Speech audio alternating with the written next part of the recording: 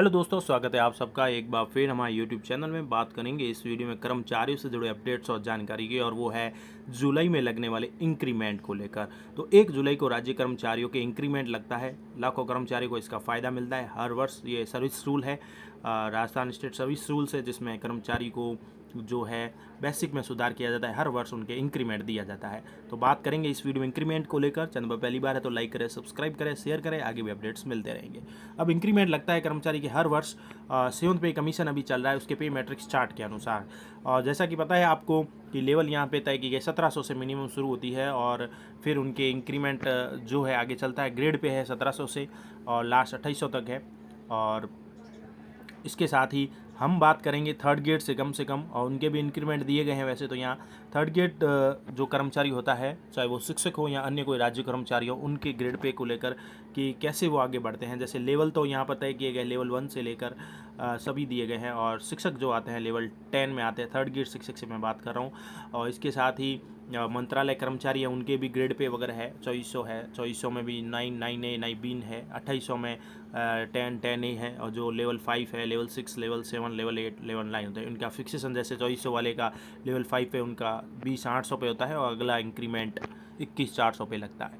इसी प्रकार से जो जिस स्लैब में आते हैं उसके अनुसार उनका इंक्रीमेंट लगता है हर वर्ष।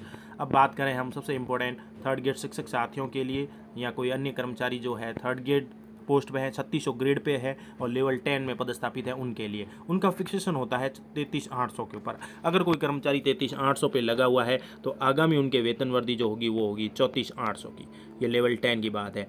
इसके साथ ही बात करें, अगर वो 34,800 पे तो होगा 35,800 आगामी वेतन वृद्धि 1 जुलाई को लगने वाली। 36,900 पे है तो 38,000। 39,100 पे है तो 40,300 हो जाएगी। और 41,500 पे है तो 42,700 हो जाएगी। और 42,700 पे अभी पदस्थापित हो तो 1 जुलाई को उनके 44,000 हो जाएंगे। इस प्रकार से हर वर्ष उनके ये इंक्रीमेंट लगता रहेगा और वो आगे बढ़ते रहेंगे। ये जुलाई में इंक्रीमेंट लगाने का रूल्स है। 7th पे कमीशन के अनुसार बेसिक के बारे में बात कर रहे हैं। ये बेसिक है और लास्ट दी गई है 1,67,100 यानी 1,06,700 तक बेसिक बढ़ेगी। ये लेवल 10 की बात हो रही है। इसी प्रकार अगर बात करें हम सेकंड ग्रेड टीचर्स की, सेकंड ग्रेड टीचर्स भी है जिनका ग्रेड पे 4200 होता है और लेवल 11 पे कार्यरत होते हैं। इनका फिक्सेशन होता है अभी वर्तमान में 37,800 पे होता है। और जैसे जैसे अब जुलाई में आगे बढ़ते हैं इंक्रीमेंट लगता है। जैसे कोई कर्मचारी 37,800 पे फिक्स है तो अभी उनका इंक्रीमेंट लगेगा तो वो हो जाएंगे 38,900 पे फिक्स, यानी कि बेसिक पे। इसी प्रकार 40,100 है, 41,300 है, 42,500 है, 43,800 है, 45,000 है, ये 45,100 है, 46,500 है, 47,900 है। यानी इस प्रकार से बेसिक आगे बढ़ती जाएगी। लास्ट सेकंड ग्रेड की बात करें तो लास्ट में अब जो जिस स्लैब के अनुसार है आगे बढ़ेगा, जुलाई में उसके ये स्लैब हर वर्ष आगे बढ़ती रहेगी। और लास्ट सेकंड ग्रेड की बात करें तो उनके जो लास्ट स्लैब आती है, अंतिम कह सकते हैं, जो अंतिम आगे जैसे जैसे वर्ष सर्विस होती है आगे बढ़ते रहते हैं, 1,19,700।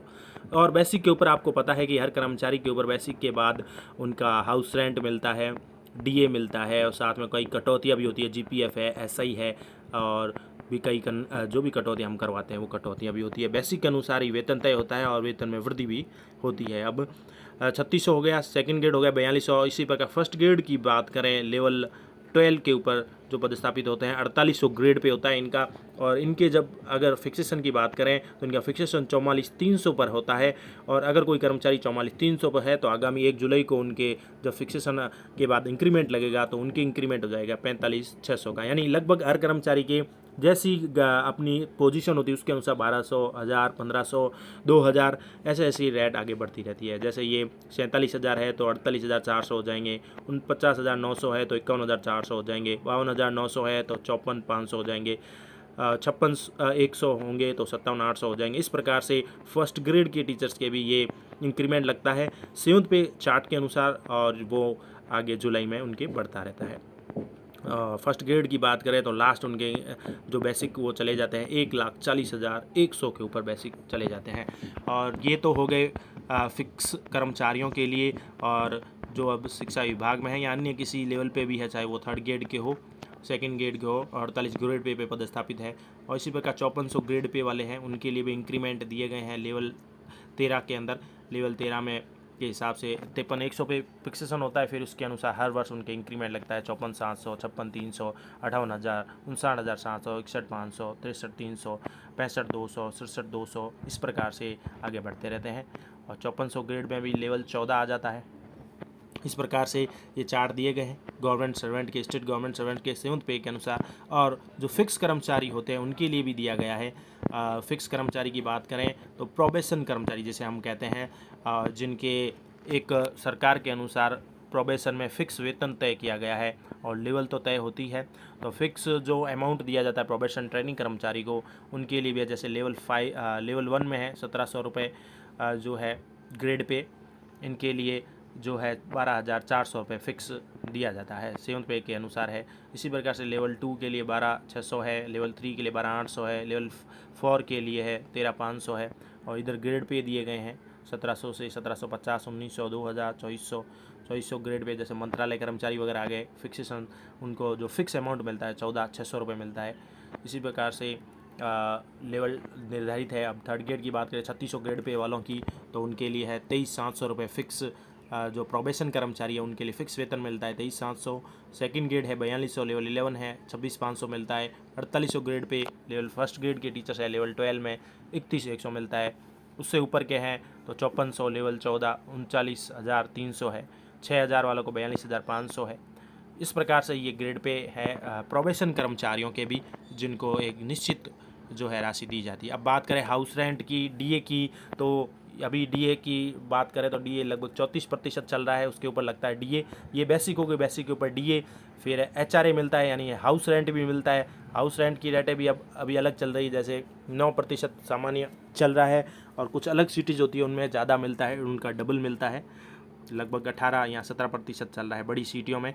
तो ये हाउस रेंट है, डीए है, वो लगता है बेसिक के बाद, और फिर इंक्रीमेंट तय होता है। तो ये आपके लगभग बढ़ने वाली चार्ट के अनुसार मैंने बताया इंक्रीमेंट जुलाई में लगने वाला कर्मचारियों के लिए, ये जानकारी थी आप सभी के लिए। इसके साथ ही बात करें तो जुलाई में हर वर्ष इंक्रीमेंट लगता ही है, और साथ कुछ रूल रेगुलेशन भी है जो हमें ध्यान रखने हैं। अब दोस्तों बात करें 1 जुलाई को लगने वाले राज्य कर्मचारियों के वेतन वृद्धि को लेकर, तो कुछ रूल रेगुलेशन भी तय किए गए हैं कि वेतन वृद्धि मिलेगी तो किसको मिलेगी, क्या क्या रूल है। एक तो सभी स्थायी कर्मचारियों को 7वें वेतनमान की अधिसूचना 30/10/2017 के अनुसार 1 जुलाई को ही वार्षिक वेतन वृद्धि यानी इंक्रीमेंट स्वीकृत किया जाता है। डीईडीओ जो है इसका ऑर्डर जारी करता है और उसके अनुसार वेतन वृद्धि स्वीकृत की जाती है। इसके लिए निम्न बातें भी ध्यान में रखनी होती है, जैसे कि 7वें वेतनमान की मूल अधिसूचना 30/10/2017 के पॉइंट 13(1) के अनुसार वार्षिक वेतन वृद्धि के लिए रेगुलर कार्मिक के लिए ही, यानी जो फिक्स हो चुके हैं एक नियमित कर्मचारी को ही वेतन वृद्धि 1 जुलाई 20 से 30 जून 2021 तक की अवधि में 6 महीने से अधिक की सेवा अवधि पूर्ण की गई होना अनिवार्य है। यानी वेतन वृद्धि का लाभ किसको मिलेगा, यहाँ क्लियर किया गया है कि कोई स्थायी कर्मचारी को 1 जुलाई 2020 से 30 जून 2021 यानी एक वर्ष में कम से कम अवधि में 6 महीने से अधिक की सेवा पूर्ण की गई होना अनिवार्य है। ये जो अवधि है 1 जुलाई 20 से 30 जून तक की अवधि में 6 महीने से अधिक की सर्विस होना जरूरी है, उसकी पूर्ण होना अनिवार्य माना गया है। अन्यथा 1 जुलाई 2021 से वार्षिक वेतन वृद्धि का लाभ नहीं मिलेगा। ये बात है क्लियर। इसके साथ ही बात करें नंबर 2 पॉइंट की, जो जरूरी है, यदि कार्मिक प्रोबेशन काल में है और विकल्प देकर पूर्व पद का विद्यमान वेतन आहरित कर रहा है, यानी प्रोबेशन में है, पुराना कोई पद है उसके ऊपर कार्य कर रहा है, वो विकल्प देकर वेतन उठा रहा है, तो उसे भी नियमानुसार वेतन जो मिलेगा, वार्षिक वेतन वृद्धि मिलेगी, जुलाई में दे होगी। 7वें वेतनमान और केवल प्रोबेशन में चले उनको नहीं मिलेगी।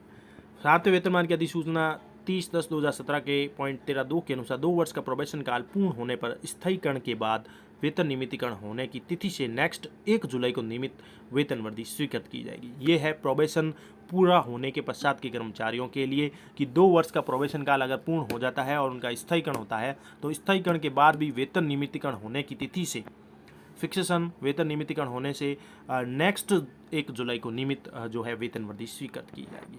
ये है वेतन वृद्धि को लेकर कह सकते हैं नियम निर्देश। इसके साथ ही बात करें वेतन वृद्धि को लेकर, 1 जुलाई को कार्मिक अगर सीएल के अलावा आकस्मिक अवकाश के अलावा किसी भी अन्य प्रकार के अवकाश पर रहता है, तो उसे इस स्थिति में नियमित वेतन वृद्धि 1 जुलाई को ही नॉमिनल सेक्शन की जाती है। यानी एक सीएल के अलावा किसी अन्य प्रकार के अवकाश पर कोई कार्मिक रहता है, तो नियमित वेतन वृद्धि 1 जुलाई को ही नॉमिनल रूप से सेक्शन की जाती है, परंतु उसे वास्तविक वेतन वृद्धि का लाभ या कह सकते हैं आर्थिक लाभ जो होगा अवकाश से पुनः ड्यूटी ज्वाइन करने की तिथि से दे होगा या दे होता है, रूल है। साथ ही बात करें 1 जुलाई को कोई लेडीज़ हैं या कोई पुरुष है मातृत्व अवकाश पर है, पितृत्व अवकाश पर है, पीएल पर है, परिवर्तित अवकाश मेडिकल है, अर्धवेतन अवकाश पर है, चाइल्ड केयर लीव पर है, अवेतनिक अवकाश है, विदाउट पे है, स्टडी लीव पर है, अदेय अवकाश है, सीएल, यानी ये सब जो विभिन्न प्रकार के अवसर हैं उनको मानते हुए तो उन अवकाशों पर है। और सीएल को छोड़कर है, यहाँ पर सीएल नहीं होनी चाहिए, सीएल को छोड़कर बाकी अवकाशों पर है तो अन्य कोई अवकाश लेने पर उस वर्ष की वार्षिक वेतन वृद्धि का आर्थिक लाभ अवकाश से पुनः ज्वाइन करने की तिथि से होगा। यानी सीएल को यहाँ नहीं गिना गया, दूसरे वाले अवकाश जो भी है, पितृत्व अवकाश, मातृत्व अवकाश, उपार्जित अवकाश, स्टडी लीव, अर्धवेतन अवकाश, अवेतनिक अवकाश, ये जो अवकाश है तो अन्य कोई अवकाश लेने पर उस वर्ष की वार्षिक वेतन वृद्धि का लाभ आर्थिक जो लाभ होता है वो अवकाश से पुनः ज्वाइन करने की तिथि से दे होगा। ये कर्मचारियों के जरूरी अपडेट थी इंक्रीमेंट को लेकर। धन्यवाद।